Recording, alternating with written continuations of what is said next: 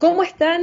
Les doy la más cordial bienvenida a una nueva entrevista en el canal del Programa de Estudios Europeos de la Universidad de Concepción, donde hemos ido analizando la actualidad internacional, fundamentalmente Europa, por supuesto, y hoy día lo vamos a hacer con Marta Domínguez, con quien hemos tenido el gusto de conversar muchas veces en distintos programas a los cuales ha aceptado participar.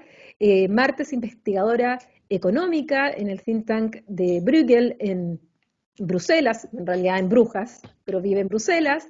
Es graduada en Economía por la Universidad de Oxford y máster en Estudios Políticos y de Gobierno de la Unión Europea por el Colegio de Europa. Marta, te doy la más cordial bienvenida a esta conversación sobre Europa y sobre todo por un libro que acabas de publicar. Hola Paulina, ¿qué tal? Encantada. Muchísimas gracias por invitarme una vez más. Bueno, Marta, tú eres economista, como yo lo decía, en muchas oportunidades has participado en iniciativas nuestras, tanto en seminarios como programas de televisión que tenemos aquí en el programa Estudios Europeos. Y hoy día quiero conversar por una reciente publicación que has hecho y que en Europa se está promocionando, y por eso lo vi también, y que es tu libro ¿Quién hablará en europeo?, que has escrito junto a Armand Basurto. Y solo voy a leer una parte de la contracara de tu libro, el cual me hace mucho sentido, porque me he dedicado décadas en estudiar a la Unión Europea, y dice: discutir sobre las crisis de Europa es, desde hace muchos años, casi un deporte profesional para los intelectuales europeos. Te puedo agregar que no solo europeos. Las dificultades para la unión política, económica, fiscal se analizan y lamentan una y otra vez en decenas de lenguas distintas al mismo tiempo. Pero, ¿y el problema de la unión lingüística y las consecuencias políticas de la ausencia de una lengua común? Son cuestiones notablemente ausentes en el debate público europeo. Como dicen los autores de este ensayo original y pionero, Europa busca cómo hablarse a sí misma y no se atreve siquiera a plantearse en qué lengua hacerlo. Cuéntanos, ¿cuál es la motivación? ¿Por qué surge este libro que escribes y qué es lo que buscan a través justamente de él? Bueno, es verdad que yo, como has dicho tú, soy economista, pero la verdad es que este es un libro que no tiene, digamos, yo diría absolutamente nada que ver con economía o con lo que suelo hacer, pero bueno, al final nace un poco de muchas conversaciones, sobre todo en el Colegio de Europa, cuando estábamos ahí haciendo el máster con otros jóvenes europeos, bueno, y sobre todo con Armand, que éramos compañeros de máster, un poco al final algo que estudiamos mucho allí a nivel más digamos, más político, era la falta de debate europeo, ¿no? Siempre se habla de que no hay un demos europeo y por tanto el debate que tenemos en Europa generalmente es en clave nacional. En Bruselas somos unos cuantos frikis que hablamos de temas europeos, pero los debates que se tienen a nivel político generalmente son nacionales. Ha habido momentos puntuales en los que eso cambió, un poco con la anterior crisis y bueno, el nivel hasta el cual se sintió, digamos, el poder o esa presencia de la Unión Europea, pero generalmente los debates son en clave nacional y desde luego al Parlamento Europeo las elecciones europeas al final se gestionan, digamos, o la motivación para votar a un partido a otro tiene mucho que ver con el desempeño nacional de ese partido. Creo que hay cierta excepción en países como el Reino Unido, que se vea como un voto protesta a Europa en general o a veces de apoyo, ¿no? Cuando se votaba a los Lib Dems, que en general han sido los más europeístas, o de protesta votando a UKIP o el Brexit Party. Pero la mayoría de países donde el euroescepticismo está más en niveles más bajos, pues todo se gestionaba en clave nacional. Uno votaba a los partidos que votaba nacionalmente y, digamos, lo percibía como unas elecciones secundarias. Entonces, bueno, eso es algo que se discutía constantemente, la falta de debate europeo, y se atribuía un poco esa falta de demos. Pero algo que nos parece que es algo que se ha tratado muy poco, que se ha comentado muy poco y que, sin embargo, puede jugar un rol importante es la cuestión lingüística. Al final es muy difícil tener un debate bueno, hay 24 lenguas oficiales en la Unión Europea y por supuesto un montón de lenguas regionales más, ¿no? Entonces, al final, puntos tal cual eso juega un rol en la fragmentación de los medios y en general en que el debate se perciba en clave nacional.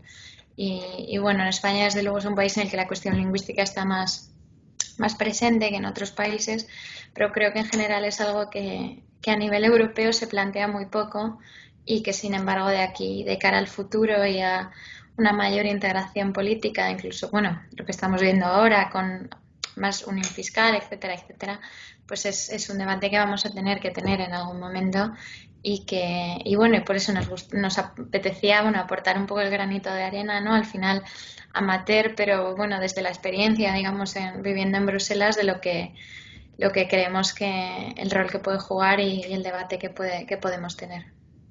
Bueno, por un lado estás viviendo justamente en uno de los países en que el tema lingüístico es tan terriblemente sensible. Bélgica, que tiene una mayoría neerlandesa o flamenca. Por otro lado están los francófonos y hay una pequeña comunidad germanófona, pero al mismo tiempo Bruselas, que es bilingüe y donde cada palabra, cada gesto a veces lleva a los belgas a crisis y han tenido, sobre todo en los años 70, una gran crisis lingüística y de ahí vienen las comunidades lingüísticas, la misma Universidad de Lovaina que se separó en dos universidades en su momento, en el cual estaba originalmente en el lado flamenco y expulsan a los francófonos y crean en los años 70 la Universidad Católica Lovaina en Louvain-la-Neuve. Entonces, son temas sensibles en Europa en general, pero estás en un país que particularmente tiene una historia con el tema lingüístico muy complejo. Y a veces se habla de Bruselas como la ciudad de Bruselas, y de Bélgica en particular, como el experimento de Europa, como que todo lo que pasa en Bélgica a nivel nacional, con todas sus fisuras, y al final que pende de una unidad como bien frágil, como centro, bueno, finalmente lo que pasa ahí se refleja un poco en lo que es la política más general de la Unión Europea. Entonces, en ese sentido, bueno, los belgas han optado finalmente por sus lenguas oficiales y han separado aguas, o sea, en el lado flamenco se habla flamenco, en el lado alemán, alemán, y en el lado francófono, que incluye Wallonie y parte de Bruselas capital, bueno, también el francés. Pero la capital es bilingüe. ¿Eso influye en algo en lo que ustedes analizaron también respecto a cómo hablar en una Europa que tiene, como tú decías, 24 idiomas oficiales y donde hay una gran discusión y donde la hubo respecto al Brexit? ¿Qué pasaba con el inglés? Porque el inglés era justamente el idioma que oficialmente era el Reino Unido, que lo tenía ahí, pero bueno, ¿y qué pasaba? A pesar de que por Irlanda, la República de Irlanda, o por Malta creo que era también donde se consideraba el inglés que podía seguir siendo, pero evidentemente el gran país que aportaba el idioma inglés era el Reino Unido, se va, y donde uno, conociendo cómo funcionan las cosas en la práctica, en la institución europea, bueno, se habla inglés y francés comúnmente, pero más el inglés que el francés. Alemán, muy poco, pese a que los alemanes quisieran que fuera la lengua fuerte, por otro lado. Y si es por cantidad de millones de personas en el mundo también que hablaran cierto idioma, el español debería estar mucho más arriba. Bueno, ¿qué pasa entonces en esa Europa? ¿Cuál sería el idioma al cual tendrían que hablar o qué lengua tendrían que hablar? ¿Qué proponen ustedes? Bueno, yo creo que nosotros, o sea, como has dicho tú, evidentemente Bruselas es un poco y Bélgica es un país en el que el conflicto lingüístico también está muy presente, en el que, bueno, han tenido una historia a veces un poco tensa con el tema. Ahora mismo en Flandes se habla principalmente neerlandés, en Valonia principalmente francés. Hay una pequeña, como has dicho tú, parte del país que es en la que se habla alemán, que también es un idioma oficial, y bueno, y en Bruselas se habla francés, algo de flamenco y también mucho inglés. Y creo que en ese sentido también es bastante interesante, bueno, mucho inglés, digamos, dentro del barrio europeo y la esfera europea. Y creo que en ese sentido es posible que sea especialmente interesante, ¿no? Digamos que Bruselas como capital de Europa encara un poco este conflicto y hasta cierto punto también ha facilitado seguramente el uso y el auge del inglés, el hecho de que, bueno, hasta cierto punto es una especie de terreno medio, ¿no? Para los idiomas del país. Pero con lo que has dicho tú, bueno, varias cosas. Primero, como bien has dicho tú, es verdad que en la Unión Europea hay 24 idiomas oficiales y luego, bueno, en teoría hay 3 lenguas de trabajo de la Comisión, que son el inglés, el francés y el alemán. Pero bueno, en la práctica el idioma que se utiliza principalmente en el día a día, desde luego a nivel interno, es el inglés.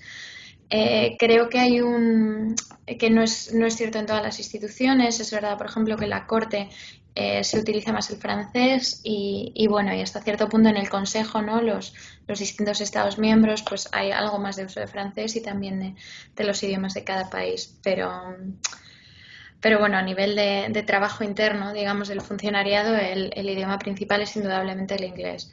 Y luego está el caso particular del Parlamento Europeo, que es una asamblea parlamentaria, pero con 24 idiomas oficiales, que es algo que, bueno, que tiene su razón de ser y tiene sentido hasta el punto que, bueno, el idioma no puede ser un requisito explícito, ¿no? para los eurodiputados, aunque sí es verdad que el uso del inglés es muy útil. Pero yo creo que es algo que crea bastante limitación. Al final es importante que todo eurodiputado pueda comunicarse en su idioma, pero sí creo yo que empobrece un poco el debate en el Parlamento el hecho de que al final esté con traducción simultánea, ¿no? Y que sea una cosa como mucho más, hay mucha más distancia. Es un debate con mucho menos, tiene menos formato de debate en ese sentido, creo yo, y creo que es una pena. Y creo que es algo, un eurodiputado inglés, Corbett, se llama Richard Corbett, creo, espero no estar liándome con el nombre de pila, pero que nos dio alguna clase, decía que era bastante gracioso porque en el Parlamento Europeo los eurodiputados se ríen en diferido. O sea, según si alguien dice alguna cosa graciosa, según va entrando la traducción, se van riendo, ¿no? Entonces se oye, digamos, la risa diferida. Qué bueno, que es algo que ahora mismo es lo que hay. Creo que hasta cierto punto está cambiando. Cada vez son más jóvenes los eurodiputados, cada vez eligen usar más el inglés. Y en función de que el debate, como decíamos antes, se vuelva más europeo, pues también habrá más motivación política para usar el inglés. No porque importa que te entiendan, no solo, digamos, que te saquen el telediario de tu país, pero también que a nivel europeo se transmita bien tu mensaje. Entonces, bueno, yo creo que depende de la institución, pero que realmente el idioma que lleva ya bastante tiempo cogiendo fuerza es el inglés y que en ese sentido es como, bueno, la única perspectiva de lengua franca, digamos. Y luego el caso del Brexit, a mí me parece interesante. Yo creo que aquí hay dos campos y yo soy claramente del que piensa que esto puede ser algo positivo para el inglés en Bruselas. Es verdad, por supuesto, que el Reino Unido aportaba 60 y pico, casi 70 millones de hablantes nativos, ¿no? Que era más de un 10%, creo que un 12 más o menos, de la población de la Unión Europea. Entonces, bueno, le daban al inglés una razón de ser, o sea, le daba más sentido al uso del inglés, como también se usan otros idiomas muy hablados en Europa, como el francés y, bueno, en menor medida el alemán, ¿no? Pero que esas fueran las 3 lenguas de trabajo tenía cierto sentido porque eran 3 lenguas que eran la lengua materna de un porcentaje grande de la población europea. Pero, sin embargo, yo sí creo que al final había un punto o sea, creo que ahora mismo hay bastante más level playing field, por así decirlo. O sea, al no ser el idioma de nadie, creo que es un poco más de todos. Y sí creo que, por supuesto, a irlandeses y a malteses, ¿no? Pero creo que en total son, pues más o menos, creo que un 1% de la población de la UE. O sea, al final no es algo, es como los ingleses que formaban un bloque importante, digamos. Y entonces creo que al no ser el idioma de nadie, puede ser más el idioma de todos. O sea, creo que hay menos. No se está favoreciendo a un grupo de hablantes sobre otros, nos está creando una situación de desequilibrio, incluso en el seno de las instituciones, de facilidad a los hablantes nativos, como podía haber antes. Y al mismo tiempo, mi impresión es que en Bruselas, bueno, y escribimos esto bastante del libro, mi impresión, y en general se ha hablado más de esto, ¿no? Pero que al final en Bruselas se está desarrollando una especie de, no lo llamaría dialecto porque es, bueno, es muy pronto, ¿no? Para eso. Es casi un habla y justito. Pero se está desarrollando una manera de hablar inglés que es relativamente propia y que empieza a ser una especie de habla.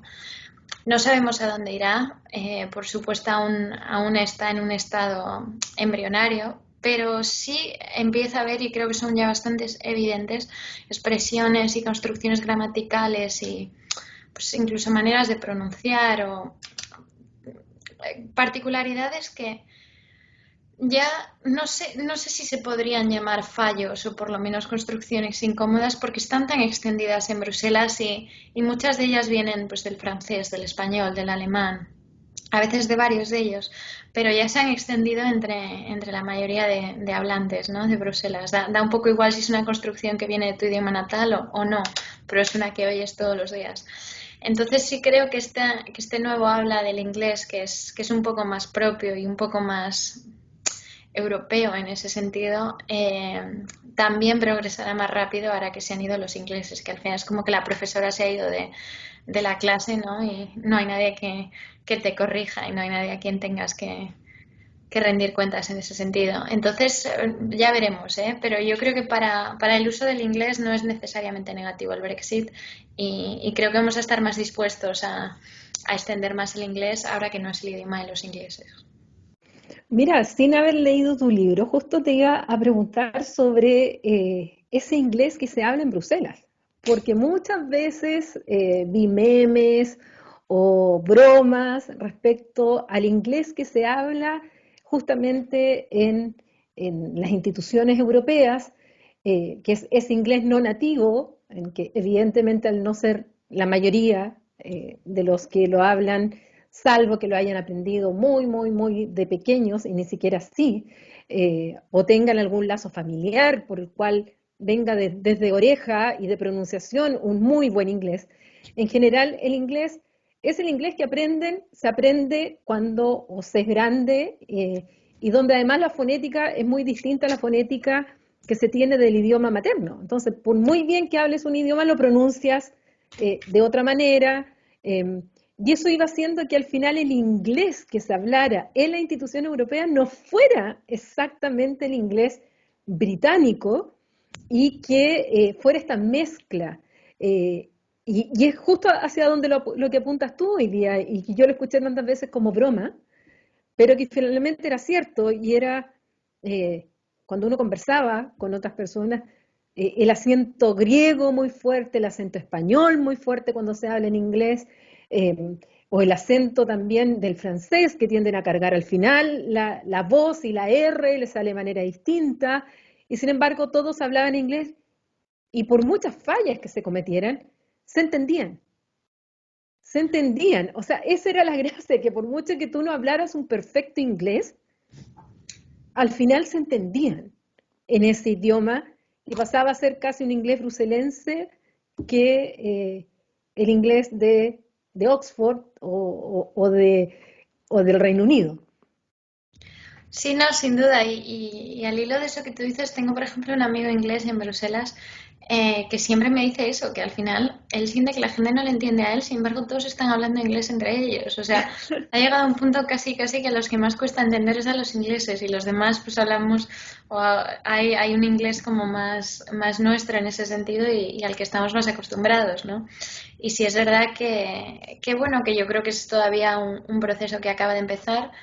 Pero la gran mayoría de los que trabajan en Bruselas, de los funcionarios, de los que estamos allí, pues hemos aprendido, tenemos un inglés correcto, bueno en ese sentido profesional y de hecho que a veces incluso a nivel profesional puedes hasta preferir a tu lengua materna, ¿no? Porque al final hay un montón de vocabulario técnico y relacionado con la cuestión europea con el que lidias a diario en inglés y casi te es más fácil lidiar con ello en inglés. Sin embargo, no deja de ser un inglés que no es una lengua materna y que bueno, que pues hablas con ciertas limitaciones. Creo que una cosa, por ejemplo, clara es que es un inglés, por desgracia, mucho más o sea, mucho más falta de metáforas, de expresiones, ¿no? Al final es un inglés más correcto y más, bueno, no correcto, pero más limpio en ese sentido, menos artístico. Y desde luego la falta de expresiones, pues bueno, es algo que se echa de menos, de frases hechas pero bueno, al final es un inglés, pues eso, que se está desarrollando y en el que creo yo que están entrando expresiones de muchos otros idiomas. Creo que sobre todo hay bastantes expresiones, bueno, primero de las lenguas romance, ¿no? Por así decirlo, del sur, pero luego también de muchas lenguas germanas y al final tal vez por parecerse más. Porque sí es verdad que en países como Holanda, los países escandinavos o en menor medida Alemania, en general el nivel de inglés es más alto que en España o Italia. Pero como se parecen, yo creo más, también hay más sensación de faux amis, ¿no? De traducciones engañosas, en ese sentido, de palabras que se parecen y no funcionan del todo. Y entonces yo creo que el inglés de Bruselas tiene mucho de romance, digamos, pero también de germano. Y a mí a ver, esto dentro de que, o sea, estamos todavía en una fase muy incipiente, sigue siendo un inglés totalmente inglés, ¿no? Obviamente no podemos hablar de dialecto aún, pero a mí, por ejemplo, una expresión que me encanta es in principle. In principle lo dice todo el mundo en Europa. En Bruselas es como la expresión, la coletilla universal es in principle. Y mi impresión es porque es una expresión que se dice en español, decimos en principio, se dice en italiano, en francés y en alemán. Entonces, claro, era inevitable, ¿no? Que en Bruselas lo usemos todos, porque si se usa en tantos de los principales idiomas que hablan los funcionarios europeos de lengua materna, ¿no? Era inevitable, digamos, ese sentido. Pero es una construcción que a los ingleses les chirría, o sea, no suena bien del todo. Y sobre todo en el contexto en el que se usa en Bruselas, que yo creo es bastante parecido al español, en teoría, originalmente, en principio, pero más o menos, digamos, ese significado.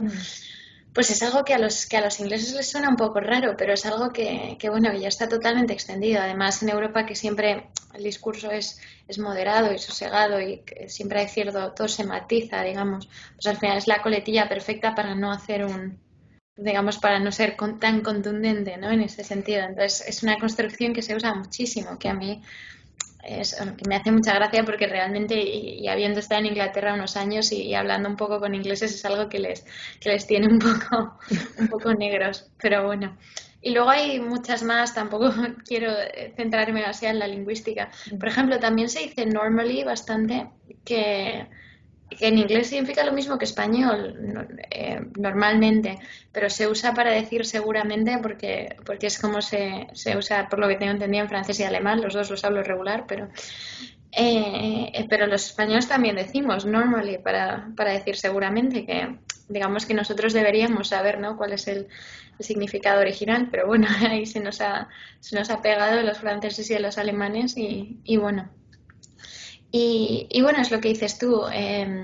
Creo que esto es un proceso que acaba de empezar y no sabemos hasta qué punto se extenderá, porque bueno, que se hable así en Bruselas pues no deja de ser una cosa reducida, pero hasta qué punto es una variante del inglés, ¿no?, que se empezará a hablar más pues en las capitales europeas, en donde el inglés se usa bastante a nivel de negocios, unas más que otros, pero hasta qué punto, digamos, esta variante europea pues se extenderá más allá de Bruselas. Yo en algunos sitios me da la impresión de que ya sí hay un poco de eso, pero bueno, es algo que acaba de empezar.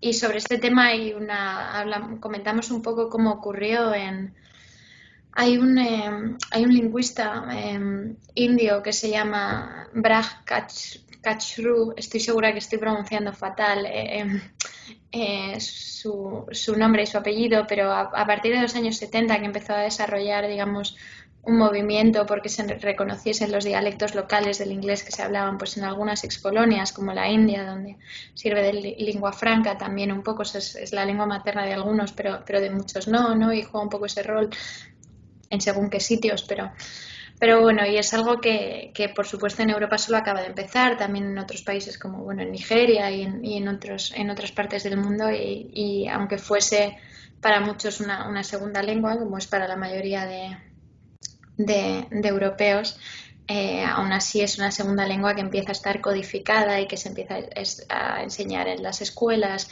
en la variante local y en la variante, y eso es algo bueno que empieza en los 70. Y luego creo que también, espero no estar equivocándome el año, pero creo que en Australia, por ejemplo, no desarrollaron diccionario propio hasta los años 80, o sea, posiblemente me esté pasando, pero desde luego la segunda mitad del siglo pasado, o sea, fue algo bastante postergado, ¿no? Entonces, bueno, es algo que acaba de empezar, que a mí me parece muy interesante a nivel casi individual y desde luego a nivel lingüístico, y veremos a ver cómo evoluciona, pero de entrada ya tenemos unas cuantas maneras de identificar, digamos, a los funcionarios de la burbuja de Bruselas por su manera de hablar. Ahora, no puedo dejar de recordar un episodio cuando empiezan las negociaciones del Brexit y, bueno, primero se nombra un francés como el jefe negociador de la Comisión Europea, que es Michel Barnier, y por otro lado está David Davis, creo que partiendo también como jefe negociador por parte del Reino Unido, y llegan a la primera reunión cuando normalmente David Davis pensaba que se iba a desarrollar la reunión en inglés, porque Michel Barnier habla muy bien inglés, y Michel Barnier partió en francés, utilizó el francés, al cual David Davis lo hablaba, pero no tan bien, y tuvo que empezar a recurrir a su traductor, que estaba atrás rápidamente, pero que fue como una muestra por parte de Barnier de que las normas las iba a poner la Unión Europea, así como el dinero que se iba a pagar por parte del Reino Unido se iba a determinar en euros, no en libras esterlinas, en que, o sea, una serie de gestos que era para decirle al Reino Unido, ustedes se están yendo, por lo tanto las reglas las ponemos nosotros. Y uno de esos fue justamente el idioma con el cual partieron las negociaciones por parte de Michel Barnier. Y ahora además que Michel Barnier acaba de publicar un libro sobre las negociaciones, y no lo publicó en inglés, lo publicó en francés. Entonces, sigue habiendo un juego todavía ahí entre franceses, británicos, sobre todo los franceses que luchan mucho por mantener ese esplendoroso pasado en el cual, después del latín, que fue la lengua utilizada por la aristocracia, utilizada por la burguesía, luego pasó al francés. Sobre todo el derecho internacional parte fundamentalmente en francés, y de pronto se encontraron con que el inglés terminó desplazando al francés, y eso es algo que le cuesta mucho asumir a los franceses, no solo en el tema del idioma, sino también en otros temas, de que ya no son la superpotencia que fueron y que hoy día tienen que, bueno, subirse a este carro que no necesariamente les gusta. Entonces, el tema del idioma, inglés-francés en este caso, tiene también sus ciertos matices políticos, históricos, y que cada cierto tiempo también se tiran, a veces sutilmente, dentro del juego político en Bruselas. Sin duda, ¿no? Y la verdad es que no sabía la anécdota de Michel Barnier y Michel Barnier, que además habla un inglés precioso, pero bueno, supongo que es lo que dices tú, ¿no? Al final los franceses, al final el segundo idioma, desde luego, que más se utiliza en las instituciones, seguramente sea el francés. Bueno, seguramente es el francés, porque todavía a nivel institucional sí hay cosas que ocurren en francés, ya te digo, depende de las distintas instituciones, pero en la corte yo creo que puede que incluso sea el idioma principal. Personalmente creo que el rol que juega ya el inglés va a ser bastante difícil de cambiar. Sí he visto que ha habido intentos por parte de los franceses para, bueno, utilizar esto como una oportunidad para potenciar el uso del francés. Pero luego también he visto que ha habido otros intelectuales franceses que han salido, digamos, a defender el broken English, ¿no? Que es un poco el inglés del que estábamos hablando, ese inglés de Bruselas que pues es un poco tosco, es incorrecto, pero que digamos que es ya patrimonio de la Unión Europea y de todos los europeos.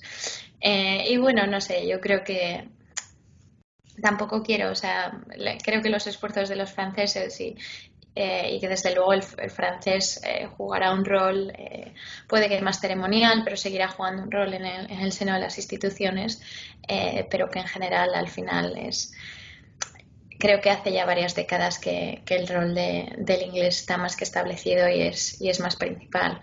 Y creo que desde luego también depende un poco de la composición de la Unión Europea, ¿no? Los miembros originales, el francés juega un rol mayor ya no solo como lengua materna, pero que se estudiaba mucho más en países como Italia, incluso Alemania, pero creo que con la expansión al este al final han entrado en la Unión Europea un montón de países en los que el conocimiento de francés es bastante más bajo. Entonces países como España o Italia, pues todavía el nivel de francés es peor que el inglés, pero al ser un idioma más parecido y idioma que se enseñaba en los colegios hasta hace apenas unas décadas, pues el conocimiento de francés relativo al inglés puede que la diferencia no sea tan grande, pero creo que la Unión Europea ya es muchísimo más diversa y mucho más extensa y que, bueno, que eso al final ha reducido el nivel tanto de hablantes, o el porcentaje, digamos, tanto de hablantes nativos como, como de segunda lengua que hay de francés. Ahora, entrando un poco en la actualidad, bueno, tu libro, la contratapa de tu libro lo señala, Europa, tal como ya lo habían dicho los padres fundadores en su momento, bueno, se iba a construir paso a paso. Y el mismo Jean Monnet reconocía que iba a ser un proceso de crisis y que de cada crisis o se iba a avanzar o se iba a profundizar la Unión Europea. Y finalmente, si uno estudia las décadas de construcción europea o de proceso europeo, como le llaman otros, finalmente es la historia de crisis. Eh, y en muchas de ellas, bueno, finalmente, efectivamente salieron los europeos y es algo que yo le alabo siempre cuando lo comparo con lo que pasa con las crisis en América Latina, en que a crisis tremendas, finalmente de alguna manera, aunque se pasaran 3, 4, 5 días casi de Consejo Europeo, día, noche, eh, con frases duras de un lado para otro, sobre todo la prensa cae mucho en eso, lo vimos ahora último entre España y Países Bajos, por ejemplo, en la propia prensa, bastante dura en las negociaciones tanto del plan de recuperación económica como de la aprobación del presupuesto plurianual. Eh, Vemos que efectivamente Europa ha pasado muchas crisis, pero al final llegan a acuerdos. Tarde, mal, bien, no tan bien, han llegado a acuerdos y después de crisis o se han ampliado o han profundizado la integración, tal vez después dan 2 pasos hacia atrás, pero resulta que después de nuevo dan eh, pasos hacia adelante y vemos que la Unión Europea, pese a todo ese euroescepticismo y crítica, bueno, no hay otra institución, este OVNI político de Delors, no existe, no ha existido en la historia otra institución como esta. Pero actualmente en el mundo estamos en una crisis, como dice un colega argentino, Bernabé Malacalza, estamos así como dentro de una crisis tenemos otra crisis, o sea, abrimos estas muñecas rusas donde vamos sacando una crisis tras otra. Y es cierto, estamos viviendo una crisis dentro de otra crisis, dentro de esa crisis tenemos otra crisis en general en el mundo. Y Europa está también en eso. Actualmente, ¿cómo ves esta situación en Europa, habiéndose ya aprobado algo importante como fue el plan de recuperación económica, habiéndose aprobado el presupuesto plurianual, habiendo ya asimilado el Brexit, habiendo ya sorteado una serie de obstáculos que se tuvo? Sé que ahora está el obstáculo del Tribunal Constitucional alemán, que no es menor, pero que en general hay una suerte de haber pasado ese obstáculo, pero vienen otros desafíos enormes, tanto para la Unión Europea como para el mundo. Entonces se hace la tormenta perfecta, además con esta pandemia que parece no parar y venir una pandemia sobre otra. ¿Cómo ves tú hoy día a la Unión Europea enfrentando estos desafíos globales, estos desafíos europeos, y tanto la Unión Europea como sus Estados miembros, que también están viviendo sus propias crisis, como es el caso de la propia España?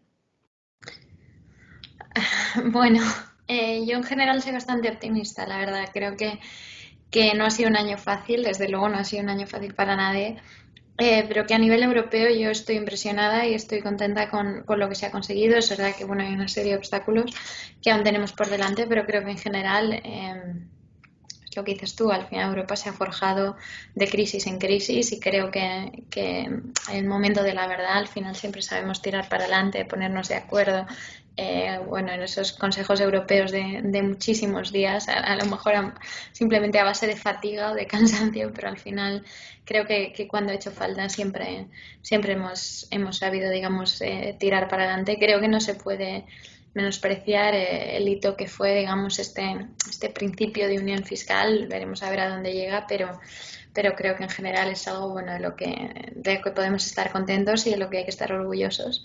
Y es un poco lo que dices tú, que Europa es un embrión y es distinto, pero esto es algo que hablamos un poco en el último capítulo del libro, un poco también por ser cautos, ¿no? Por no mojarnos excesivamente, que es que al final muchas de las cuestiones se estudian, digamos, bajo el marco pues, de los Estados-nación, organizaciones internacionales o, digamos, cómo han funcionado las cosas en el pasado, pero si hay algo que demuestra la propia UE es que bueno, barreras que nos parecían bastante fijas en piedra, eh, luego al final pueden cambiar y la UE es el ejemplo perfecto de una institución que seguramente no te podrías haber imaginado en su construcción institucional apenas unas décadas antes de cada cambio, ¿no? Entonces, bueno, y hablamos por ejemplo un poco del espacio Schengen, que al final es un espacio que engloba la mayoría de países de la UE, pero no todos, y algunos países que no son de la UE. Y es un espacio, es algo bastante sorprendente. O sea, al final la frontera, digamos, y la protección de fronteras, que era como un rol tan tradicional del Estado y de los Estados-nación y el rol histórico que ha jugado, y de repente hemos creado un espacio que ya no es que sea europeo, que ni siquiera es de la UE, es de la mayoría de la UE y algunos países que ni siquiera lo son. O sea, es algo que digamos que en otros momentos hubiera sido muy difícil de imaginarse y digamos que es una solución que yo creo en general ha funcionado bien, ¿no? Y que en general, eh, pues eso, continúa entonces en ese sentido, no sé, creo que es algo que da rienda, digamos, o permite cierto optimismo. Pero bueno, no sé tampoco. Creo que es momento para ser optimista, si no y con la cuestión lingüística, pues un poco lo mismo, es algo que acaba de empezar, creo que es un debate que tenemos que tener y que iremos teniendo a lo largo de las décadas, pero yo también soy optimista, creo que al final se encare como se encare, hay millones de maneras, ¿no? De facilitar la comunicación entre europeos y de asegurar que haya un debate más europeo y unos medios más europeos y más sensación de camaradería, digamos, o al menos comunicación y relaciones entre los distintos países, entre los ciudadanos más bien. Así que bueno, no sé, ya veremos. Ahora tu libro habla mucho de los jóvenes, en el sentido de que hay muchos jóvenes que nacieron ya en la Unión Europea, nacieron dentro del espacio Schengen. Por lo tanto, muchos de ellos son eh, como algo natural, como algo que viene per se y que tal vez no lo han sabido valorar en su justa medida, tal vez hasta esta pandemia, cuando les cerraron las fronteras, cuando ya no pudieron pasar, cuando justamente tal vez sus padres, sus abuelos les podrían haber dicho, bueno, pero si así era antes, cuando querías ir de Francia a Alemania, tenías que parar en un control y tenías que mostrar tu pasaporte y tenías que justamente hacer todo lo que realizamos los que vamos de afuera cuando entramos en la zona Schengen o cuando viajamos por otros países, que no tenemos esa libre circulación de personas.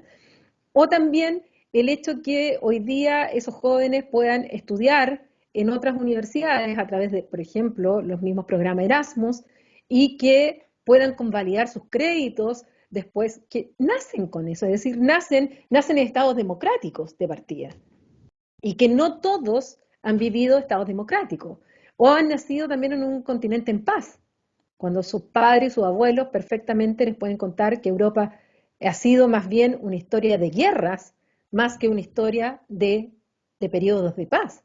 Entonces, esos jóvenes que muchas veces se han sentido eh, desafectados con la política europea, que se quedan mucho con el mensaje que muchos políticos también utilizan, que lo que es bueno es gracias al Estado o gracias a lo que hizo el político nacional. Y cuando es malo, es culpa de Bruselas.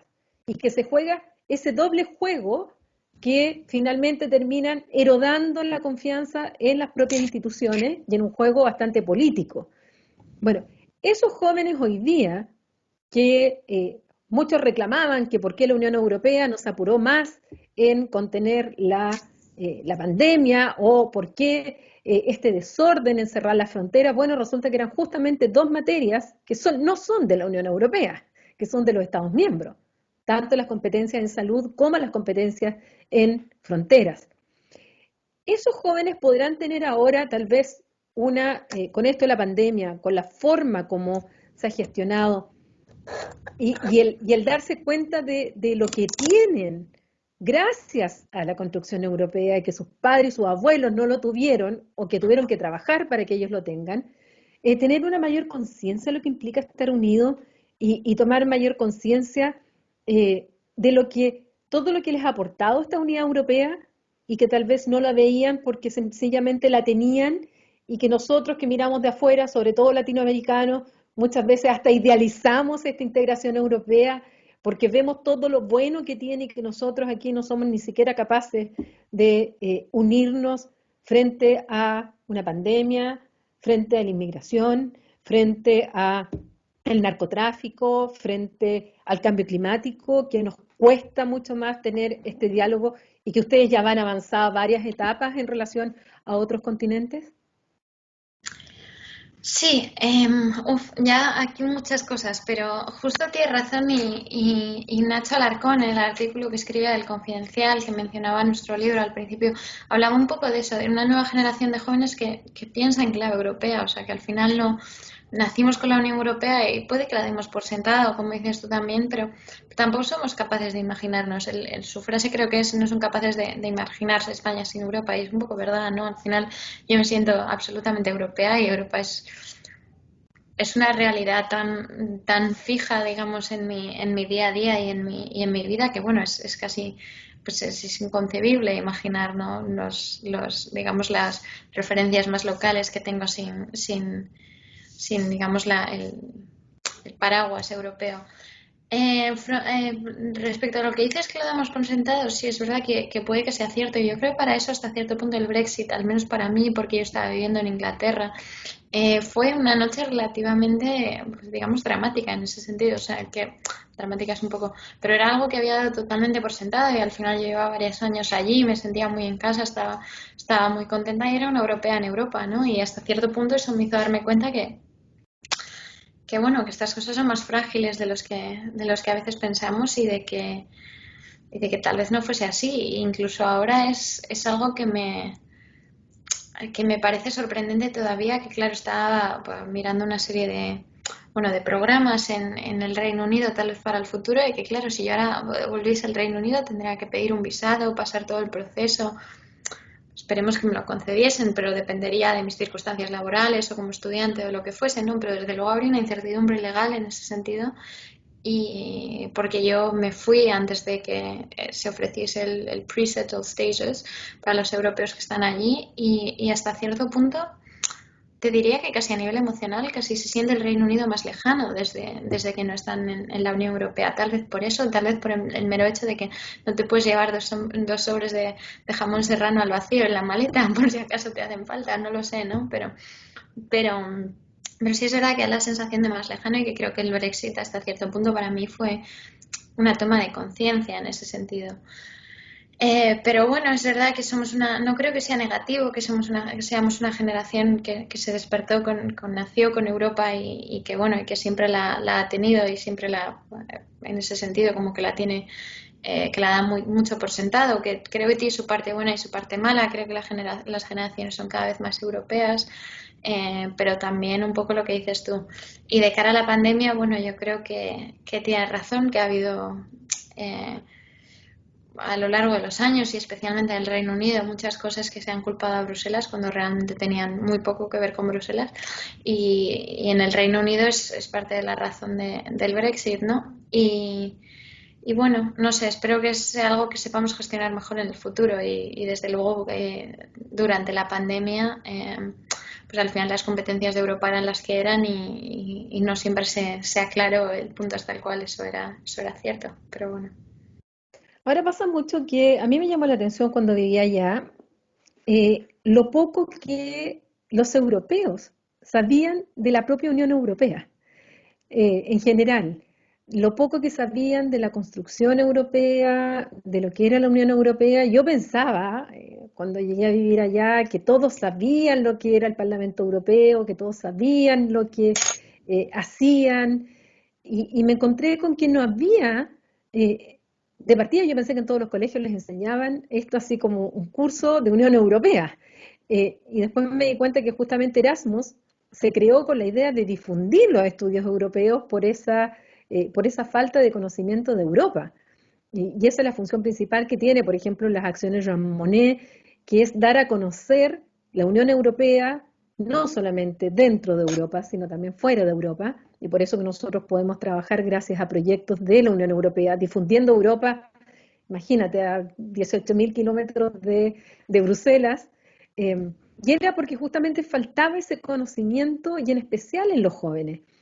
Eh, ¿Cuánto tú crees que ahora, dado este sentimiento de vulnerabilidad al cual nos estamos viendo enfrentados todos, eh, ustedes también se van a dar cuenta, yo soy más pesimista en América Latina, ojalá en Europa sea distinto, esta sensación que, bueno, unidos se puede enfrentar los desafíos globales más que fragmentados y más que como estados nacionales. O sea, estados nacionales no pueden hacer frente solo al fenómeno de la inmigración, no pueden hacer frente solo a las pandemias, al narcotráfico, a los efectos del cambio climático. Eh, Eso yo veo que tal vez es un aliciente para una mayor creencia en la unidad en Europa y que lamentablemente soy muy pesimista en el caso de América Latina. No, sin duda, a nivel de construcción es verdad bueno, que la Unión Europea tiene una serie de instituciones que son un poco idiosincráticas, ¿no? O sea, no sigue el modelo de las que hay en los países y tienes tu razón, que hasta cierto punto hay muy poco conocimiento de bueno, esa construcción institucional. Y no me acuerdo quién fue, pero el otro día a nivel bastante alto, no me acuerdo si de prensa pero leí un tuit que confundía el Consejo de la UE y el Consejo de Europa, que entiendo que es complicadísimo, yo tampoco sabía lo que eran, no llegan a brujas, ¿no? La verdad es que tenga que haber un Consejo Europeo, Consejo de la UE y Consejo de Europa, la verdad es que es un poco confuso, pero sí es verdad que a nivel de construcción institucional a mí me gustaría que fuese algo que se estudiase más en los colegios, ¿no? Y que hubiese más un poco de educación de la construcción europea. Hasta cierto punto Erasmus, bueno, yo creo que el programa Erasmus en general es muy positivo, creo que no hay nadie que te critique Erasmus, pero desde luego yo creo que tiene muchos beneficios. Pero sí, el programa Erasmus hasta cierto punto, pues por lo menos, no sé si de la construcción exacta de las instituciones y digamos de esa infraestructura de la Unión Europea, pero yo creo que desde luego ayuda a crear una juventud más europea en general, más propicia, digamos, a viajar, a trabajar en otros países, a crear relaciones y a sentirse más europea. Desde luego es uno de los grandes éxitos de la Unión Europea. Manuel Marín, además que fue el comisario español que impulsó este programa, ¿no? Al final se ha sido, digamos, un gran legado que dejar en el seno de la UE, así que en ese sentido pues bueno, es un paso importante sin duda, pero es lo que dices tú, creo que no se entiende del todo las competencias que tiene Europa, la construcción institucional europea y todo lo demás. Y en ese caso, un poco está relacionado con lo que hablamos antes, ¿no? De que realmente no hay un debate europeo, se vota en clave nacional por cuestiones nacionales y el desempeño nacional de los partidos, nacional o a veces incluso regional o local, ¿no? Pero muchas veces nacional. Y bueno, y creo que es algo muy importante y creo que por eso conocer mejor Europa sin duda ayuda a que haya un debate más europeo, pero que haya un debate más europeo también ayuda a conocer mejor Europa y al final la Unión Europea tiene competencias en algunos casos, ¿no? O sea, en algunas cosas muy claras, no, pero en otras muchas cosas sí, o sea, al final lo que se decide en Bruselas es muy relevante para los ciudadanos de la Unión y es una verdadera pena en ese sentido que sea un tema al que se le dedica pues bastante menos tiempo y a lo que, bueno, los ciudadanos, por ejemplo, en elecciones europeas, digamos, al prestar atención a cuestiones nacionales a lo mejor no tienen, digamos, esa idea en mente de que al final su derecho democrático al voto, digamos, al Parlamento Europeo, pues tiene una influencia sobre las decisiones que se toman en Europa y que afectan a su día a día. Dicho esto, mi impresión es que eso sí está cambiando. Incluso al ver las noticias españolas desde Bruselas me da la impresión de que con la pandemia el rol que juega Bruselas o el porcentaje de tiempo al que se le dedica a cuestiones europeas en las noticias, que es una medida totalmente arbitraria, ¿no? Obviamente hay un montón de variables más que son importantes, pero ha incrementado desde que empezó, o sea, desde antes de la pandemia hasta ahora, pero incluso en momentos, digamos, bajos de noticias de pandemia, cuando no, o en momentos mejores entre olas también, y que yo creo que sigue incrementando. O sea que, bueno, es una medida arbitraria y casi anecdótica, pero bueno, yo creo que sí vamos en buena dirección. En general estoy bastante optimista. Bueno, como última pregunta, y aprovechando también tu calidad de economista, ¿a qué tendríamos que poner atención este 2021 en el mundo en general y en Europa en particular como hechos eh, en relación a la economía? Directamente a la economía, nosotros que observamos las relaciones internacionales. Bueno, ¿a qué tendríamos que prestar atención? A ver, muchísimas cosas. Desde luego, creo que en Europa lo que pase con el Tribunal Constitucional alemán y en general como sea bueno, cómo evolucione la cuestión del fondo de recuperación, el reparto de fondos, los programas nacionales son muy, muy importantes. Al final, cada país tiene que presentar un programa, ¿no? Tanto de propuestas, digamos, como de reformas. Y habrá cierto, o sea, tienen que estar aprobados y habrá cierta negociación, supongo en ese sentido, o negociación, habrá cierto back and forth, como se dice, y creo que eso va a ser muy relevante. Creo que lo que pasa al final con los fondos europeos es muy relevante. Creo que a nivel europeo otro tema importante será la reforma de las normas fiscales. Creo que ahora mismo están suspendidas temporalmente durante la pandemia, ¿no? Para que no tuviesen, digamos, esa limitación los Estados miembros al apoyar a la economía, pero en algún momento, ahora mismo creo que están suspendidas hasta final de 2021, a menos que se hayan extendido las últimas semanas, pero creo que aún no. Se espera que se extiendan tal vez un año más o incluso dos, pero bueno, en algún momento es una conversación que vamos a tener que tener, ¿no? Porque la situación tanto de déficit, que bueno, vale, es algo más temporal, como de deuda de los Estados miembros, se sale mucho de las normas originales. Entonces creo que eso va a ser un punto importante. Creo que como evolucione la inflación en Estados Unidos también es muy importante y determinará un poco las medidas que se tomen allí, y hasta cierto punto posiblemente incluso, bueno, creo que Estados Unidos y Europa a nivel económico están en posiciones muy distintas, pero bueno, creo que aún así formará el debate europeo, ¿no? En ese sentido. Perdón, ¿hay riesgo de sobrecalentamiento de la economía de los Estados Unidos con estos dos programas que ha anunciado el presidente Biden, donde está metiendo muchísimos billones de euros, de dólares, justamente para salir de la crisis en planes de infraestructura, además en ayuda directa a la familia, en todo lo que ha significado digamos, tratando de emular un poco al Grand Deal o también emulando a lo que fue la gran sociedad de Johnson. Eh, ¿Crees que puede haber un riesgo de sobrecalentamiento de la economía de los Estados Unidos o no? A ver, si te soy sincera, no tengo los programas nada estudiados, no tengo una opinión propia, y creo que es un tema tan complicado y tan debatido que tampoco me gustaría pronunciarme, ¿no? En ese sentido. Creo que hay muchos expertos en los dos lados o en los dos campos, y bueno, creo que es algo que tendremos que ver cómo evoluciona. Creo que en Europa el riesgo de inflación o de sobrecalentamiento, como bien dices, es bastante menor, pero creo que aún así la experiencia americana pues al final tiene un efecto sobre Europa. Desde luego la expansión, tanto fiscal como monetaria, pues al final tiene un efecto spillover, ¿no? Sobre Europa, pero a nivel más general también de debate lo que pasa en Estados Unidos informará la situación en Europa.